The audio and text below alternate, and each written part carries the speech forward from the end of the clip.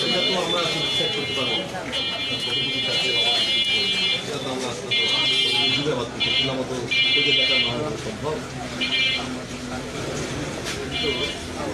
যেহেতু অনেক কৃষক সেই হিসেবে ক্রাইসিসটা সৃষ্টি হচ্ছে, সেই ক্ষেত্রে আপনাদের ডিলারশিপ একটা না, এটা যদি আমরা তার ভুলকে দেখছি